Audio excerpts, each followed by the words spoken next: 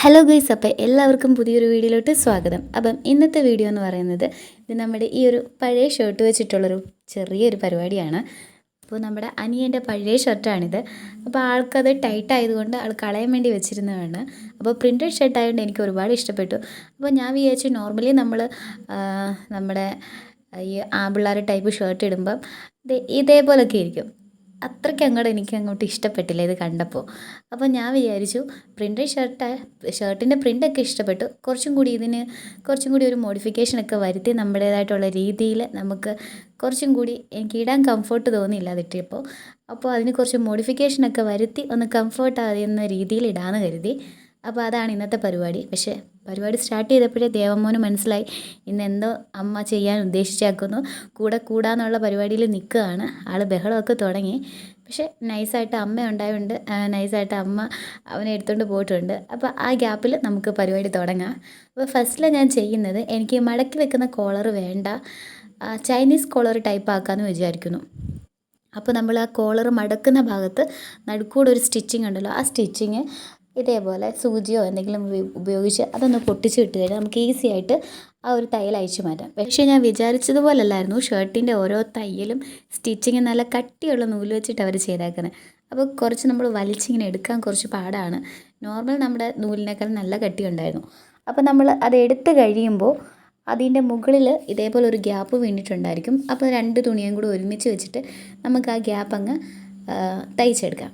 അപ്പോൾ നമ്മൾ ഈ ഒരു വീഡിയോയിൽ ഈ ഒരു മോഡിഫിക്കേഷൻ നമ്മൾ ഈ ഷർട്ടിന് നടത്തുന്ന സമയത്ത് നമ്മൾ തയ്യൽ മെഷീൻ ഒന്നും ഉപയോഗിക്കുന്നില്ല, അതിൻ്റെ ഒന്നും ഒരു ആവശ്യമില്ല. നമുക്ക് കൈത്തയ്യൽ ഉപയോഗിച്ചുകൊണ്ട് തന്നെ, അപ്പോൾ തയ്യലൊന്നും അറിയാത്തവർക്ക് വേണമെങ്കിലും നമുക്ക് നമ്മുടെ ഡ്രസ്സിലൊക്കെ ചെറിയ രീതിയിൽ ഇങ്ങനെ മോഡിഫിക്കേഷനൊക്കെ വരുത്തി കുറച്ചും കൂടി ഒന്ന് ലുക്കാക്കാൻ നമുക്ക് ഇതേപോലുള്ള പരിപാടിയൊക്കെ ചെയ്യാവുന്നതാണ്. അപ്പം എനിക്ക് തയ്യൽ മെഷീനിലൊന്നും അറിയത്തില്ല. അതുകൊണ്ട് ഞാൻ മിക്കവാറും ഇങ്ങനെയുള്ള കൈത്തയ്യൽ പരിപാടിയാണ്. കുറച്ച് മെനക്കെട്ടാലും നമുക്കിത് ചെയ്തെടുക്കാവുന്നതാണ്. അപ്പോൾ അതുകൊണ്ട് തയ്ച്ച് കഴിഞ്ഞപ്പോൾ ലുക്കാണിത്. അപ്പോൾ വൃത്തികേടൊന്നുമില്ല, നമ്മൾ കൈത്തയ്യൽ തയ്ച്ചു എന്നുള്ളത് കൊണ്ട് വൃത്തികേടൊന്നുമില്ല, അടിപൊളിയായിട്ട് കിട്ടും. അപ്പോൾ അതുകൊണ്ട് നമുക്ക് ചൈനീസ് കോളർ ആക്കിയിട്ടുണ്ട്. അതിന് ശേഷമുള്ള അടുത്ത പരിപാടി എന്ന് പറയുന്നത് ബട്ടൺസ് എടുത്ത് മാറ്റുകയാണ്. അപ്പോൾ ഞാൻ വിചാരിച്ചു ഫ്രണ്ടിൽ ബട്ടൺ പോലെ വേണ്ട, അല്ല നമ്മൾ ഉടുപ്പ് കയറ്റിയിടുന്ന പോലെ തലയിൽ കൂടി ഉടുപ്പ് കയറ്റിയിടത്തില്ല, ആ ഒരു രീതിയിൽ തന്നെ മതി. അപ്പോൾ ഫ്രണ്ടിലത്തെ ആ ബട്ടൺസ് ഉള്ള ഭാഗമെല്ലാം എടുത്ത് കളയാമെന്ന് വിചാരിക്കുന്നു. അപ്പോൾ ബട്ടൺസ് എടുത്ത് മാറ്റുക. അപ്പോൾ ഫസ്റ്റിൽ നമ്മൾ ബട്ടൺസ് എടുക്കുമ്പോൾ ഞാൻ ഈ കത്രിക ഉപയോഗിച്ചിട്ട് കട്ട് ചെയ്യുന്ന സമയത്ത് നമ്മൾ ആ തുണി കൊള്ളാതെ സൂക്ഷിക്കണം. ഞാൻ ആദ്യം ഒന്ന് കട്ട് ചെയ്തപ്പോൾ ഒന്ന് തുണിയിൽ ലേശം ഒന്ന് കയറ്റിയാണ് കട്ട് ചെയ്തത്. ഒരു കുഞ്ഞൊരു ഊട്ട വീണിട്ടുണ്ട്. അപ്പോൾ അത് ആകാതെ ശ്രദ്ധിക്കണം. ദേവമോൻ ഇടയ്ക്ക് വന്നിട്ടുണ്ട്. ആൾ ക്യാമറയിലൊക്കെ നോക്കി ചിരിക്കുന്നുണ്ട്. വലിയ കുഴപ്പമൊന്നുമില്ല. ചില സമയത്ത് ആൾ നമ്മൾ വിചാരിക്കുന്നതിലും എക്സ്ട്രീമായിട്ട് ആളുടെ സ്വഭാവം അങ്ങ് മാറും. പിന്നെ നമ്മളെ കൊണ്ട് ചെയ്യാനേ സമ്മതിക്കത്തില്ല. ഇപ്പോൾ നല്ല ഹാപ്പി മൂഡിലൊക്കെയാണ് വന്ന് പോയിട്ടുള്ളത്. അപ്പോൾ നമ്മൾ ബട്ടൺസൊക്കെ റിമൂവ് ചെയ്തു. ബട്ടൺസ് റിമൂവ് ചെയ്തതിന് ശേഷം പിന്നീട് ഞാൻ ചെയ്യാൻ പോകുന്നത് ആ ഫ്രണ്ടിലത്തെ ഓപ്പൺ അങ്ങ് ക്ലോസ് ആക്കാം, തലവഴി കയറ്റാനാണ് ഉദ്ദേശിച്ചാക്കുന്നത്. അപ്പോൾ ഫ്രണ്ടിൽ ക്ലോസ് ചെയ്യുന്നത് നമ്മുടെ കോളറിൻ്റെ അവിടെ നിന്ന് സ്റ്റാർട്ട് ചെയ്ത് നമ്മുടെ ഫസ്റ്റ് ബട്ടൺ തുടങ്ങുന്നില്ലേ, അത്രയും ഭാഗം ഞാൻ ഓപ്പൺ ആക്കിയിട്ടതിന് ശേഷം ബാക്കി ആ ഫസ്റ്റ് ബട്ടൻ്റെ താഴോട്ടുള്ള ഭാഗമെല്ലാം ഇതേപോലെ ക്ലോസ് ചെയ്യുകയാണ് ചെയ്യുന്നത്. അത് നമ്മുടെ കൈത്തയ്യലിൽ തന്നെ. അപ്പോൾ ആ ബട്ടൺ ഇരുന്ന ഭാഗമാണ് മുകളിൽ വരുന്നത്. ആ ബട്ടൻ്റെ ഊട്ടമുള്ള ഭാഗം താഴോട്ട് പോയിട്ടുണ്ട്. അപ്പോൾ ആ ഗ്യാപ്പ് കാണത്തില്ല, അതങ്ങ് മറിഞ്ഞോളും. നമ്മൾ മുകളിൽ തുണി വെച്ച് ആ ഒരു ബട്ടൺ ഇരുന്ന ഭാഗമാണല്ലോ ആ ഊട്ടയുടെ മുകളിലോട്ട് വെക്കുന്നത്. അപ്പോൾ അതങ്ങ് ഗ്യാപ്പ് അങ്ങ് ഫില്ലായിക്കോളും. അപ്പോൾ ഇതേപോലെ തയ്ച്ചെടുക്കും. അപ്പോൾ നമ്മൾ തയ്ക്കുന്ന സമയത്ത് വീഡിയോയിൽ നോക്കിയാൽ അറിയാം ചെറിയ കുഞ്ഞി തയ്യലുകൾ കാണും.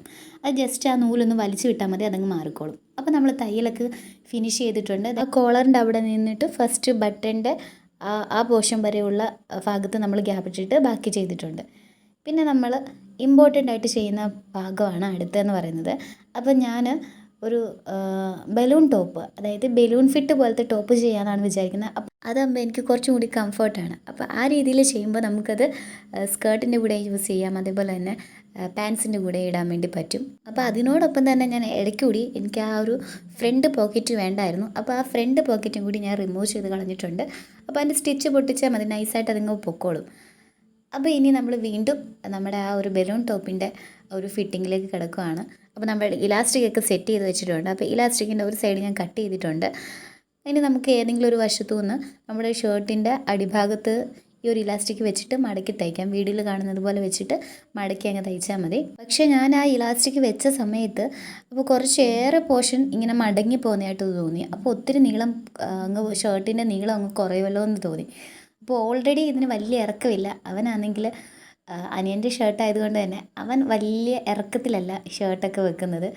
ആൾക്ക് കുറച്ച് ഇറക്കം മതി. അപ്പം ഓൾറെഡി അതിന് ആവശ്യത്തിനുള്ള ഇറക്കമാണ്. ഇനിയും നമ്മൾ ഇത്രയും വീതിക്കും കൂടി അങ്ങ് മടക്കുമ്പോൾ ഒട്ടും ഇറക്കമില്ലാതെ പോകും. അപ്പം ഞാൻ ഇലാസ്റ്റിക് രണ്ടായിട്ടൊന്ന് കട്ട് ചെയ്തതിന് ശേഷമാണ് മടക്കി തയ്ക്കുന്നത്. അപ്പോൾ അത്രയും വീതിക്ക് നമ്മുടെ ഇറക്കം കുറയത്തില്ലല്ലോ. അല്ലെങ്കിൽ അത്രയും വീതിക്ക് എടുത്തു കഴിഞ്ഞാൽ ഷർട്ടിന് ഒത്തിരി നീളം കുറയും. അതുകൊണ്ട് അങ്ങനെ ചെയ്യാതെ ഈ ഒരു രീതിയിൽ ചെയ്തിട്ടാണ് ഞാൻ മടക്കി തയ്ച്ച് കൊടുക്കുന്നത്. അപ്പോൾ വീണ്ടും നമ്മുടെ സൂചിയും നൂലും പരിപാടി ഉപയോഗിച്ചിട്ട് ഇത് ജസ്റ്റ് ഒന്ന് തയ്ച്ചങ്ങ് കൊടുക്കുക. അപ്പോൾ ഈ ബലൂൺ മോഡൽ ടോപ്പ് ആണെങ്കിൽ അപ്പോൾ നമുക്ക് ഇൻഷേർട്ട് ചെയ്തൊക്കെ നമ്മുടെ സ്കേർട്ടിൻ്റെ കൂടെയും അതേപോലെ തന്നെ പാൻസിൻ്റെയൊക്കെ കൂടെ തന്നെ ഇൻഷേർട്ട് ചെയ്ത് ഷർട്ട് ഇടാൻ ഇഷ്ടമുള്ളവരുണ്ടാവും. ചിലപ്പോൾ നമുക്ക് കംഫർട്ട് കാണത്തില്ല, അല്ലെങ്കിൽ നമുക്കൊരു കോൺഫിഡൻറ്റ് കാണത്തില്ല. ഇൻഷേർട്ട് ചെയ്യുമ്പോൾ എന്തായിരിക്കും, ഒരു വൃത്തികേടായിരിക്കും എന്നുള്ളൊരു കംഫർട്ടില്ലായ്മ. അപ്പോൾ നമുക്ക് അങ്ങനെയൊക്കെയുള്ള സമയത്ത് ഈ ബലൂൺ ടോപ്പ് ആകുമ്പോൾ നമുക്ക് ആ ഒരു ചമ്മലുണ്ടാവത്തില്ല. നമുക്ക് ഇട്ടുകൊണ്ട് നടക്കാൻ കംഫർട്ടായിരിക്കും. അപ്പോൾ എനിക്ക് ബലൂൺ ടോപ്പുകൾ ഭയങ്കര ഇഷ്ടമാണ്. അപ്പോൾ അതുകൊണ്ടാണ് ഞാൻ ഈ ഒരു രീതിയിൽ ചെയ്തെടുക്കുന്നത്. അപ്പോൾ ഏറ്റവും അവസാന പോർഷൻ വരെ നമ്മൾ ഇലാസ്റ്റിക് വെച്ച് മടക്കി തയ്ച്ചിട്ടുണ്ട്. പിന്നെ ആ അറ്റം എത്തുമ്പോഴത്തേക്കിനും നമ്മൾ നേരത്തെ കട്ട് ചെയ്ത ഇലാസ്റ്റിക് ആയതുകൊണ്ട് 2 ഭാഗവും കൂടി ഒന്നിച്ച് കൂട്ടി തയ്ച്ചു. അകഭാഗം ഒന്നുകൂടി കൂട്ടി തയ്ച്ചു. പിന്നെ നമ്മുടെ ആ മടക്കി തയ്ക്കുന്നതിനുള്ളിലാക്കിയിട്ട് ബാക്കി പോർഷനും കൂടി, ഇനി മടക്കി തയ്ക്കാനുള്ള പോർഷനും കൂടി ഇതേപോലെ സ്റ്റിച്ച് ചെയ്തെടുക്കുകയാണ് ചെയ്തത്. അപ്പോൾ ഇത്രയും ചെയ്ത് കഴിഞ്ഞപ്പോഴത്തേക്കിനും നമ്മുടെ ആ ഷർട്ടിൻ്റെ അടിഭാഗത്തുള്ള പരിപാടിയൊക്കെ കഴിഞ്ഞിട്ടുണ്ട്.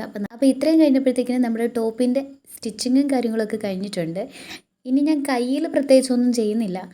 ഇനി അല്ല, കുറച്ചും കൂടി വീതിയുള്ള കൈയായിരുന്നെങ്കിൽ കുറച്ച് ഫ്രണ്ടിൽ ഞുറുമൊക്കെ കൊടുക്കാമെന്ന് വിചാരിച്ചായിരുന്നു. പക്ഷേ അത്യാവശ്യത്തിനുള്ള വീതിയൊക്കെ ഉള്ളൂ. ഇനി നമ്മളത് അഴിച്ചു പണിഞ്ഞു കഴിഞ്ഞാൽ കുളമാവും. അപ്പോൾ വേണ്ട, ഇത് റെഡി ആയിട്ടുണ്ട്. നമ്മുടെ ചൈനീസ് കോളർ നെക്ക് വന്നിട്ടുണ്ട്. പിന്നെ കുറച്ച് ഓപ്പൺ ആക്കിയിട്ട് ബാക്കിയുള്ള ഭാഗം ഫ്രണ്ട് വശം സ്റ്റിച്ച് ചെയ്തിട്ടുണ്ട്. പോക്കറ്റ് എടുത്ത് മാറ്റിയിട്ടുണ്ട്. പിന്നെ ബലൂൺ ടോപ്പ് അടിവശത്ത് കൊടുത്തിട്ടുണ്ട്. ഇത്രയും കാര്യങ്ങളാണ് നമ്മൾ ചെയ്തിട്ടുള്ളത്. അപ്പോൾ അതൊക്കെ കഴിഞ്ഞിട്ടുള്ള ഫൈനൽ ലുക്കാണിത്. അപ്പോൾ പ്രിൻറ്റഡ് ഷർട്ട് ഇതേപോലെ ഇടാൻ എനിക്ക് ഭയങ്കര ഇഷ്ടമാണ്. അപ്പോൾ എൻ്റെ പക്കലില്ലാത്തതുകൊണ്ട് ഇങ്ങനൊരു സാധനം കണ്ടപ്പോൾ ഈ ഒരു രീതിയിൽ ചെയ്തിടാമെന്ന് കരുതി. അപ്പോൾ നോർമൽ ഷർട്ട് ഇടുന്നതിനേക്കാളും ഈ ഒരു രീതി ചെയ്തെടുത്തപ്പോൾ കുറച്ചും കൂടി ബെറ്ററാണെന്ന് എനിക്ക് തോന്നി. അപ്പോൾ ആരെങ്കിലും വീട്ടിൽ ഇങ്ങനെ അനിയന്മാരുടെയൊക്കെ പഴയ ഷർട്ടും അച്ഛന്മാരുടെയൊക്കെ ഉണ്ടെങ്കിൽ ഈ ഒരു രീതിയിലൊന്ന് ചെയ്ത് നോക്കൂ. നമ്മുടെ വീഡിയോ ഇഷ്ടപ്പെട്ട് കഴിഞ്ഞാൽ ലൈക്ക് ചെയ്യും.